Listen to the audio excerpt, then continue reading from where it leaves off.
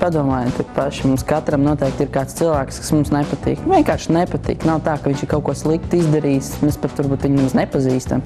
Mums viņš vienkārši nepatīk, un pat nevar pateikt, kas tas ir, kas tev viņā nepatīk, bet tā ir. Un mums jārēķinās arī to, ka mēs paši varam būt kādam citam tieši tāpat. Personībai, antipersonībai. Ja. Protams, īpaši patīkam tas nav, bet ja tā tik ļoti sāk ņemt pie sirds, tad tas kļūst kaut kādā mērā grūti, un tāpēc arī es domāju, ka tas īpaši, tā, pa vienu ausu iekšā, pa otru ārā. Neņemiet to tik ļoti pie sirds, tas ir jārēķinās ar to, ka, saku, vienmēr jūs kādam nepatiksiet, un tas ir normāli, ja. Bet,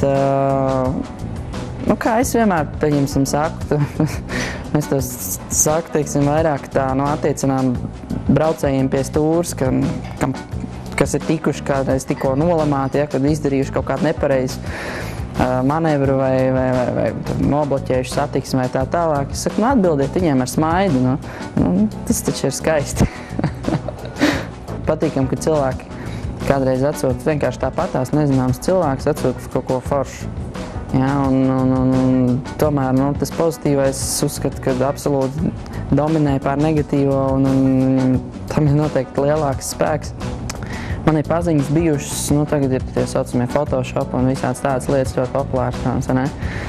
Un tad tur bija uzlikts visādas tādas, erotisku raksturu bildes un vienkārši publicēts tajos pašos draugos, ja nemaldos kaut kādās galerijās. Tas arī tā.